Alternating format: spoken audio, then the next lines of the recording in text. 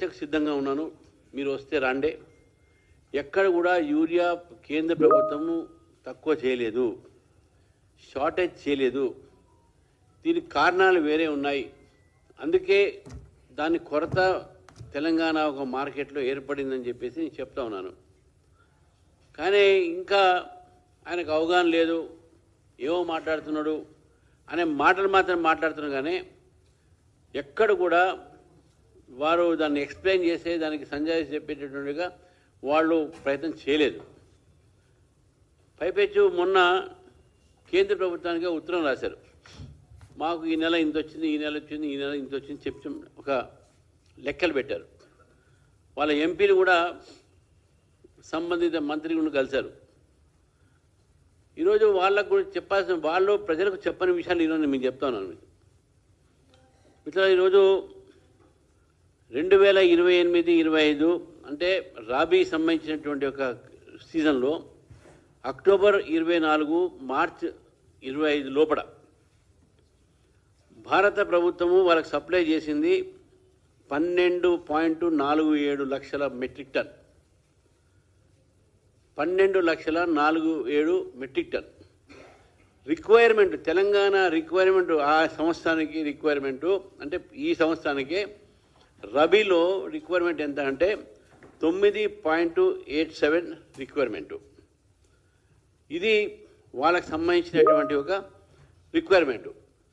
కానీ 12.87 ఇచ్చినాం కాబట్టి ఆ రబీ సీజన్లో రాష్ట్ర ప్రభుత్వం అమ్మింది ఎంత అంటే 10.43 లక్ష మెట్రిక్ టన్లు. అంటే వీళ్ళ దగ్గర మిగిలిన స్టాక్ ఎంత ఉన్నది? ఓపెనింగ్ స్టాకు ఖరీఫ్కు ఓపెనింగ్ స్టాకు 2.04 లక్షల మెట్రిక్ టన్ ఓపెనింగ్ ఉన్నది వాళ్ళకు. ఈ ఓపెనింగ్ పెట్టుకున్న తర్వాత ఇప్పుడు government of India till August 25, 2025 వరకు, ఈ రోజు వరకు 8.30 ఇవ్వాల్సినటువంటి అవసరం ఉన్నది. కాబట్టి 14th August 2025 వరకు భారత ప్రభుత్వము 5.18 లక్షల మెట్రిక్ టన్ను మేము ఇవ్వడం జరిగింది. 5.18 ఓపెనింగ్ స్టాక్ ఎంత? 2.04. కాబట్టి టోటల్ అవైలబిలిటీ ఈ రోజు వరకు 7.22 లాక్స్ మెట్రిక్ టన్ను ఈరోజు తెలంగాణ ప్రభుత్వం దగ్గర ఉన్నది. August 14th వరకు నేను చెప్తున్న లెక్క. వాళ్ళకు కావాల్సింది కొంత అడిగారు. ఇంకా ఏదైతే రబీ ఖరీఫ్ సీజన్ ఉందో ఇంకా అక్టోబర్ దాకా ఉన్నది మనకు. వీళ్ళు అడిగారు. అడిగిన తర్వాత ఏం చేశారు?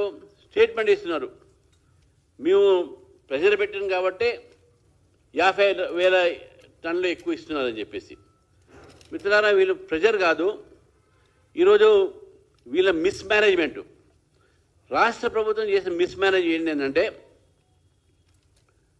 మొట్టమొదటిగానే ఇవన్నీ August 14 దాకా మనకు స్టాక్స్ ఉన్నాయి. మిత్రులారా, August 14 దాకా 7 లక్షల పాయింట్ ఉన్నది, స్టాక్ ఉన్నది.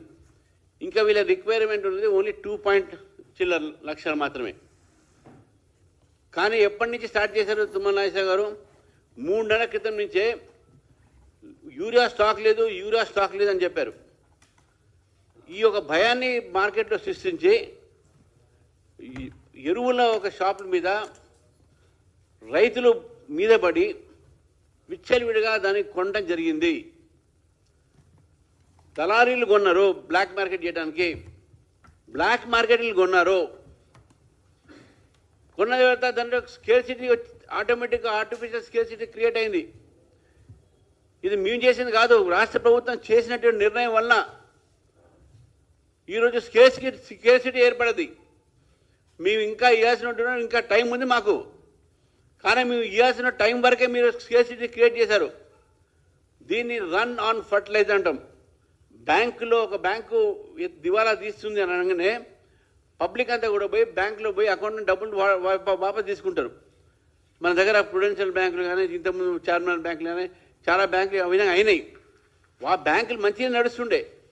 కానీ ఒక పేపర్లో వచ్చే వరకు ఈ బ్యాంకు దివాలా తీస్తుంటే మొత్తం డిపాజిటర్స్ అందరూ కూడా పోయి అక్కడ డిపాజిట్ గుంజేసుకుంటే బ్యాంక్ దివాలా తీస్తే ఆటోమేటిక్గా. దాన్ని రన్ ఆన్ ది బ్యాంక్ అంటాం. ఈరోజు తెలంగాణ ప్రభుత్వం చేసినటువంటి పని వలన run on fertiliser, it is run on fertilisers, ఎరువుల దుకాణం మీద, ఎరువుల దీని మీద ఒక ఆర్టిఫిషియల్ కొరత క్రియేట్ అయిందంటే because of this attitude of the government. ఇవన్నీ కూడా అబద్ధాలని చెప్పాలి ప్రజలకు. మాకు కేంద్ర ప్రభుత్వం ఇవ్వట్లేదని మీ దగ్గర బఫర్ స్టాక్స్ పెట్టుకొని, ఎక్స్ట్రా స్టాక్ పెట్టుకొని ఈ అబద్ధాలు ఎందుకు ఆడాలి?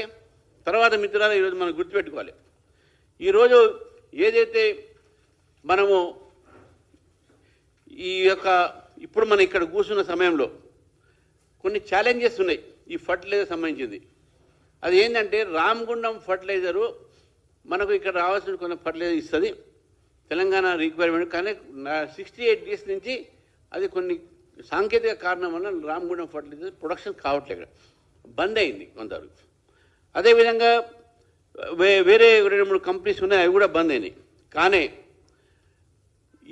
ఇఫ్కో ఇండియన్ ఫర్టిలైజర్ సర్వీసెస్, తర్వాత క్రిప్కో, తర్వాత ఆర్సీఎఫ్, ఈ మూడు కంపెనీల నుంచి తెలంగాణకు దాదాపు 7,250 రేక్స్, ఒక రేక్ని దాదాపు ఒక రేక్ అంటే ట్రైన్ వ్యాగన్, ఒక 40 వ్యాగన్లు కలిపితే ఒక రేక్ అంటాం మనం. ఈ రేక్స్ ఈరోజు వారు సప్లై చేశారు.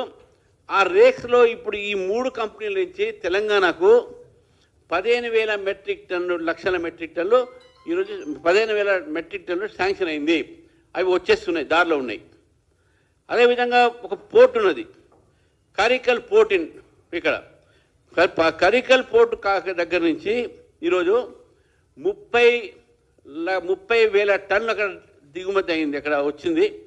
దాంట్లో నుంచి 10,000 మెట్రిక్ టన్ని ఈరోజు తెలంగాణకు అలాట్మెంట్ అయింది. మీరు అడగలేదు, మీరు ప్రెజర్ చేస్తే మేము ఇచ్చింది కాదు, ఇది మా బాధ్యతగా మేము ఇస్తున్నాం.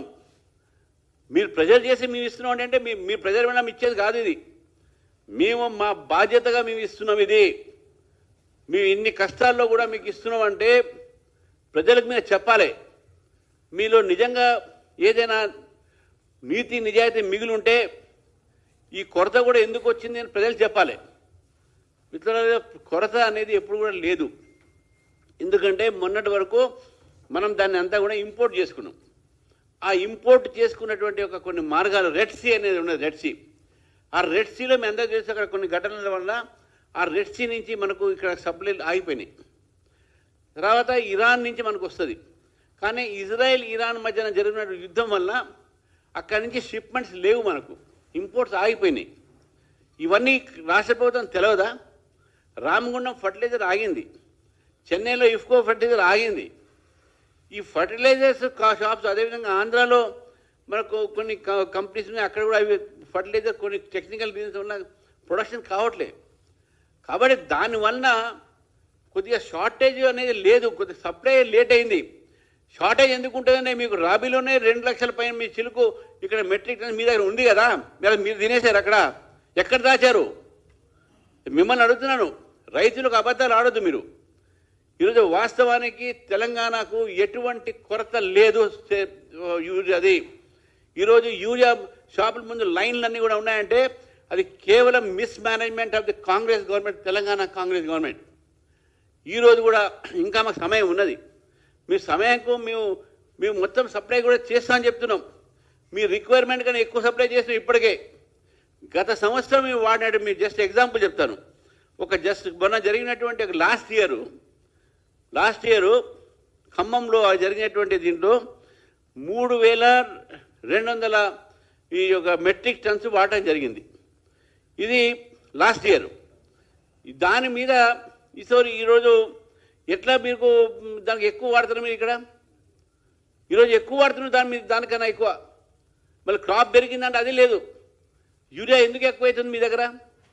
మీరు ఖమ్మం జిల్లానే కదా అగ్రికల్చర్ మినిస్టర్ది, వారు చెప్పాలి ఎందుకు ఖమ్మం జిల్లాలో ఎందుకు యూరియా ఎక్కువ అదనంగా వాడుతున్నారు. పోయినసారి కన్నా ఈసారి వాడుతున్నారు, ఎక్కువ వాడుతున్నారు. Is it not a fact? నేను తుమ్మల నాగేశ్వర అడుగుతున్నాను. లాస్ట్ ఇయర్ కింద ఖమ్మంలో ఈసారి ఎరువులు అంటే ముఖ్యంగా యూరియా ఎక్కువ వాడారా లేదా? ఇది మీరు చెప్పరు. ప్రజలకు అబద్ధాలు ఆడుతున్నారు. మేము బలవంతం చేసిన కూడా వచ్చినాయి. బలవంతం కాదు, మీకు ఇస్తున్నాం. తెలంగాణ కాదు, దేశవ్యాప్తంగా కూడా ఎక్కడ కూడా యూరియా కొరత అనేది లేకుండా నరేంద్ర మోదీ గారి ప్రభుత్వం ప్రయత్నం చేస్తుంది. నరేంద్ర మోదీ గారి ప్రయత్నము ఈరోజు రైతుల సంక్షేమం మాత్రమే. ఈరోజు నిజంగా యూరియాకు మీరు బయట మీకు ఎంత దాంట్లో ఫర్టిలైజర్లో ఎంతవరకు సబ్సిడీ ఉందంటే మీకు ఒక యూరియా బ్యాగు మీకు ఇప్పుడు దొరికేది మార్కెట్లో ఎంత 260 రూపాయలు అయితే దాంట్లో 1400 రూపాయలు పైగా కేంద్ర ప్రభుత్వం సబ్సిడీ ఇస్తుంది. డిఏపి కూడా అంతే. 1,40,000 కోట్ల రూపాయలు ఈరోజు ఫర్టిలైజర్ సబ్సిడీ ఇస్తుంది మోదీ గారి ప్రభుత్వం. రైతులకు దాదాపు కేవలం 10-20% ఫర్టిలైజర్ అందిస్తున్నాం మేము. ఇన్ని పనులు చేసినట్టు నరేంద్ర మోదీ గారి ప్రభుత్వం మీద వీరు అభండాలు వేస్తారా? నేను ఈ ప్రభుత్వం చెప్తా ఉన్నాను, పొద్దున్న లేస్తే మీరు చేసేదంతా అప్పులే, మీరు చేసే అన్ని కూడా తప్పులే, పనులు అన్నీ తప్పులే. మరి ఏదైనా చెప్పుకుంటారంటే చాలా మీ పనులు అన్నీ చెప్పుకునేదంతా మీ గొప్పలే అని గప్పాలే వాళ్ళు. చివరికి తెలంగాణలో ఇక ఉడకవు మీ పప్పులు అనే మీద గుర్తుపెట్టు.